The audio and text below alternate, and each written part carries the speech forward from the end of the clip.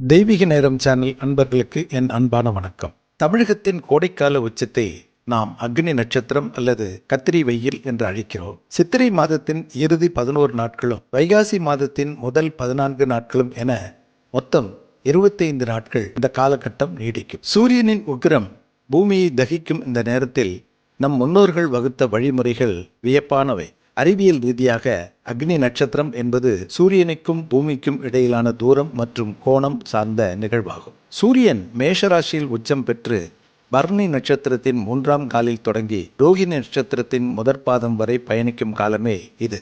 இக்காலத்தில் சூரிய கதிர்கள் பூமியின் மீது மிக குறுகிய கோணத்தில் செங்குத்தாக விழுவதால் வெப்பத்தின் தாக்கம் மற்ற நாட்களை விட அதிகமாக இருக்கும். வளிமண்டல ஈரப்பதம் குறைந்து நிலப்பரப்பு வேகமாக வெப்பமடைவதால் அனல் காற்றும் வீசுகிறது. ஆன்மீக ரீதியாக பார்த்தால் இது அக்னி பகவானுக்கும் சூரியனுக்கும் உரிய காலமாக கருதப்படுகிறது. புராணங்களின்படி அக்னி பகவான் தனது மந்தார குறியை, அதாவது செரிமானமின்மையை குறைக்க காண்டவ வனத்தை தகிக்க முயன்ற போது அதற்குரிய ஆற்றலை சூரியனிடமிருந்து பெற்ற காலமே அக்னி நட்சத்திரம் என்பர். இந்த வருடம் அக்னி நட்சத்திரம் மே 4 ஆரம்பித்து மே 28 அன்று நிவர்த்தியாகிறது.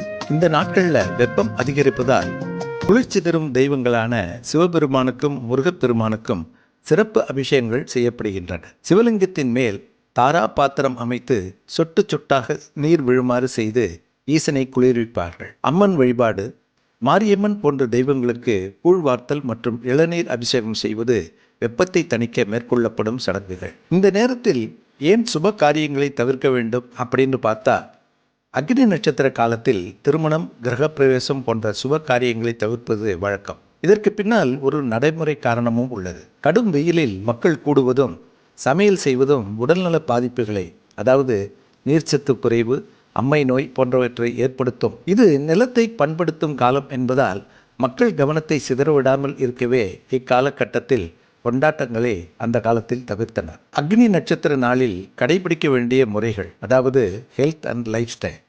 உணவு முறை: பழைய சாதம், கம்பன்கூழ், இளநீர், தர்பூசணி மற்றும் வெள்ளரிக்காய் போன்ற குளிர்ச்சி தரும் உணவுகளை உட்கொள்ள வேண்டும். தானம்: வழிப்போக்கர்களுக்கு நீர்மோர் வழங்குவது, பறவைகள் மற்றும் விலங்குகளுக்கு தண்ணீர் வைப்பதும் பெரும் புண்ணியத்தை சேர்க்கும் என்று சொல்லப்படுகிறது. இந்த காலத்தில் வெப்பத்தை தாங்கக்கூடிய பருத்தி, அதாவது காட்டன் உடைகளை அணிவது மிகச்சிறந்தது. அக்னி நட்சத்திரம் என்பது நம்மை அச்சுறுத்தும் காலம் அல்ல, அது இயற்கையின் ஒரு சுழற்சி. சூரியனின் அதிகப்படியான ஆற்றலை பூமி உள்வாங்கும் காலம்.